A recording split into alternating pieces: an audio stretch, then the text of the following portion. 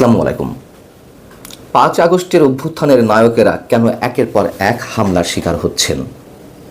মাহফুজ আলম, হাসনাত আবদুল্লাহ, সার্জিস আলম কিংবা হান্নান মাসুদরা যে একের পর এক হামলার শিকার হচ্ছেন, তারা নিজেদের ফাঁদে পা দিয়েছেন? এবং এই হামলাগুলো অব্যাহত থাকলে এর বিপজ্জনক অবস্থানটি কোথায় গিয়ে দাঁড়াবে? এই প্রশ্নটির উত্তর মেলানো আমাদের জন্য যতটা জরুরি, তার চেয়ে বেশি জরুরি এই নায়কদের জন্য। নিঃসন্দেহে আমি তাই মনে করি। দর্শক, আপনারা জানেন যে বুধবার রাতে যমুনার সামনে, প্রধান উপদেষ্টা বাসভবন যমুনার সামনে জগন্নাথ বিশ্ববিদ্যালয়ের শিক্ষার্থীরা যে ৩ দফা দাবিতে অবস্থান কর্মসূচি নিয়েছিল, সেখানে কথা বলতে যান সরকারের তথ্য উপদেষ্টা মাহফুজ আলম, ওই বিশ্ববিদ্যালয়েরই উপাচার্য এবং কয়েকজন শিক্ষককে সাথে নিয়ে। এবং তিনি যখন মাইক্রোফোন হাতে নেন কথা বলার জন্য, তার কিছুক্ষণের মধ্যেই ভিড়ের মধ্য থেকে একজন পানি ভর্তি বোতল তাকে আঘাত করার জন্য ছুঁড়ে মারে এবং ঠিকই বোতলটি তার মাথায় গিয়ে আঘাত করে।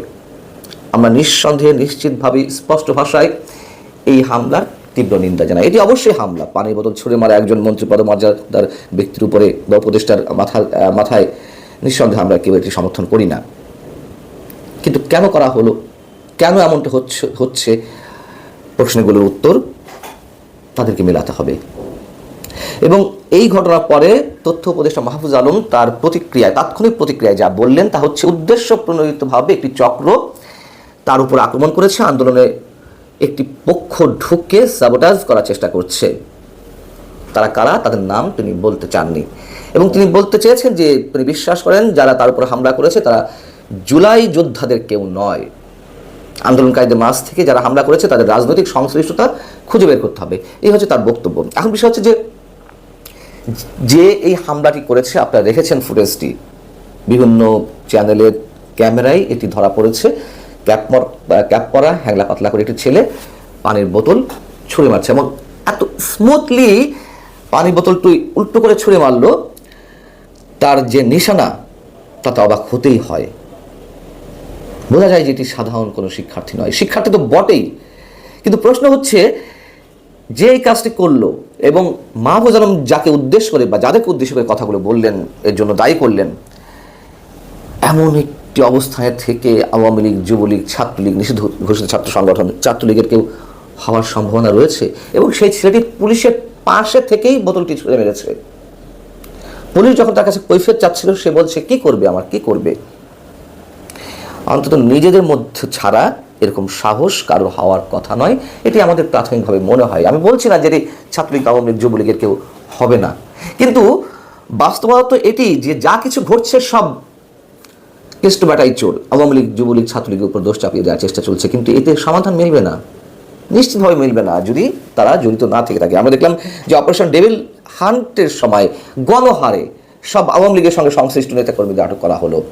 চোর, ছাত্র, ছিনতাইকারী, ধর্ষক, লুটতরাজ, যেই ভয়ঙ্কর ঘটনাগুলো আমরা দেখছিলাম, মবক্রেসি, তাদের সঙ্গে সংশ্লিষ্ট, এগুলোর সঙ্গে সংশ্লিষ্ট কজনকে আটক করা হলো। আর গণহারে আওয়ামী লীগের সঙ্গে সংশ্লিষ্ট ব্যক্তিদের কতজনকে আটক করা হলো। একই ঘটনা আমরা দেখলাম যে হাসনাত আবদুল্লাহর উপর গাজীপুরে যে হামলার ঘটনা ঘটলো, সেখানে গণহারে ওই দিনও আওয়ামী লীগের সঙ্গে সংশ্লিষ্টদের আটক করা হলো, শতাধিক ব্যক্তিকে।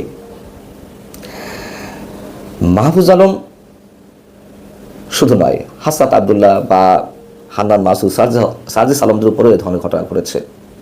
আমরা কোনটিকে সমর্থন করি না, কিন্তু তারা যেদিকে নিয়ে যাচ্ছে এগুলো আমাদের জন্য বিপজ্জনক, তাদের জন্য বিপজ্জনক নিঃসন্দেহে। মাহফুজ আলম কথা বলার সময় তিনি বলছেন যে যমুনার সামনে, প্রধান উপদেষ্টা বাসভবনের সামনে আর কাউকে এ ধরনের আন্দোলন করতে দেওয়া হবে না। কেন এই কথা বলছেন এখন তিনি? যেসব আন্দোলনকে প্রশ্রয় দিয়েছেন, আশকারা দিয়েছে কারা, কাদেরকে পথ দেখানো হয়েছে প্রধান উপদেষ্টা বাসভবন ঘেরাও করার জন্য, মানে এগুলো পথ দেখিয়েছে কারা? এবং যারা আন্দোলন করছে তাদের মধ্যেও যে বিভক্তি বলতে তাদের দৃষ্টিভঙ্গির, সরকারের। যমুনা ঘেরাও করা হয় হাসনাত আবদুল্লাহর নেতৃত্বে, আওয়ামী লীগ নিষিদ্ধের দাবিতে পুলিশের ব্যারিকেড ভেঙে যমুনার চৌহদ্দির মধ্যে পৌঁছে যাওয়া হয়, যদিও পরবর্তীতে তা শাহবাগে স্থানান্তরিত করা হয়েছিল। আমরা দেখলাম প্রচণ্ড দাবদাহের মধ্যে তাদের যে আন্দোলন, তাদের মনে প্রশান্তির স্পর্শ দিতে সিটি কর্পোরেশনের স্প্রে ক্যানন দিয়ে ঠান্ডা পানি ছেটানোর ব্যবস্থা করা হয়, আপ্যায়ন করা হয়।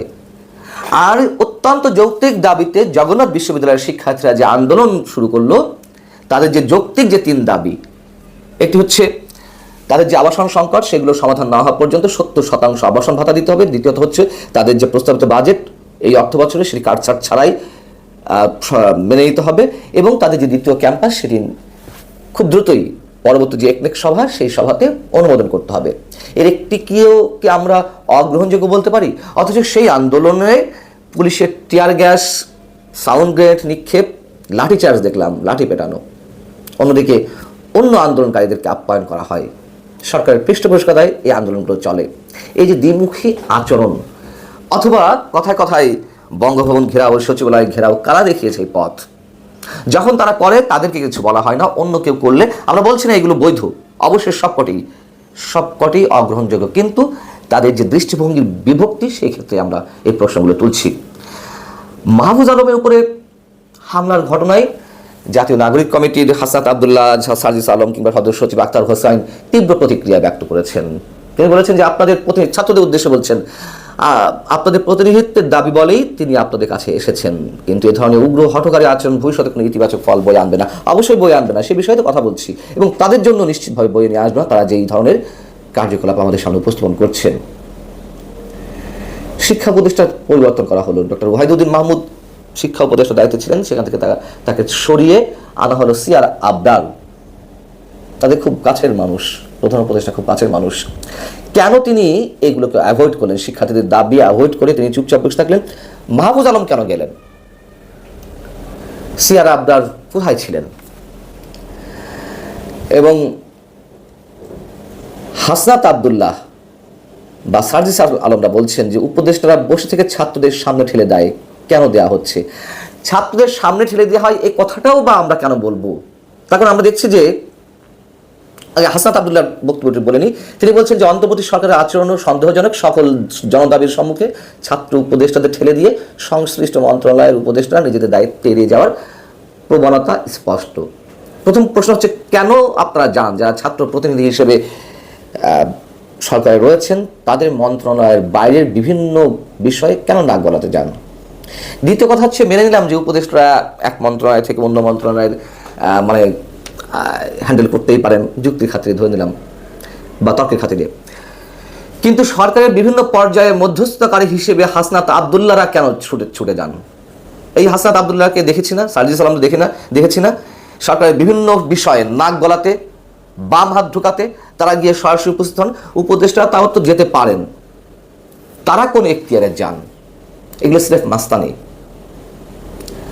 এবং অনধিকার চর্চা। শুধু অনধিকার চর্চা নয়, ছাত্র হয়ে কেন সরকারের মধ্যস্থতাকারী হিসেবে যেতে হবে সরকারের সঙ্গে সংশ্লিষ্ট বিভিন্ন পক্ষ এবং সরকারের মধ্যকার বিভিন্ন বিষয়ের আলোচনায়? এই যে কথায় কথায় যমুনা ঘেরাও করা, সচিবালয় ঘেরাও করা, মাহফুজ আলম যে বললেন যে আর করতে দেওয়া হবে না, আশকাগুলো কারা দিয়েছে? কারা পথ দেখিয়েছে?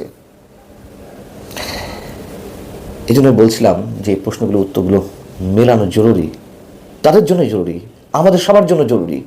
এবং এই যে বিপজ্জনক নানান মাত্রা সেগুলো আমাদের সামনে তো উপস্থিত হচ্ছে। আরও একটি ঘটনা ছোট্ট করে বলে শেষ করতে চাই। আমরা ঢাকা বিশ্ববিদ্যালয়ের শিক্ষার্থী সাম্য ছাত্র দলের নেতা, তিনি যে হত্যাকাণ্ডের শিকার হলেন, তার বিরুদ্ধে প্রতিবাদ জানাতে গিয়ে তারা উপাচার্যের বাসভবন ঘেরাও করলেন। কিন্তু উপাচার্য মিস্টার নিজাম সাহেব, অধ্যাপক নিজাম সাহেব, তার ল্যাঙ্গুয়েজটা কি? যখন তারা তার কথা শুনছিল না, একজন অধ্যাপক, শিক্ষক, একজন ভিসির তো নানান ভাষা থাকতে পারে তাদেরকে শান্ত করতে। তিনি কি করলেন? মেজাজ হারিয়ে বলে ফেললেন, আয় বেটা আয় মার। এই শব্দগুলি যে উচ্চারণ করলাম আমার নিজেরও লজ্জা লাগছিল। আয় বেটা আয় মার, তিনি বুঝাতে চাচ্ছিলেন যে আমাকে মারার কেউ আছে, পারলে মার আমাকে। এটা কোনো ধরনের ভাষা হতে পারে না। কোথাও কোনো ল অ্যান্ড কমান্ড নেই, নৈতিকতার কোনো বিষয় আমরা দেখতে পাচ্ছি না কোনো ক্ষেত্রে। এভাবে চলতে পারে না। আল্লাহ হাফিজ, ভালো থাকুন সবাই।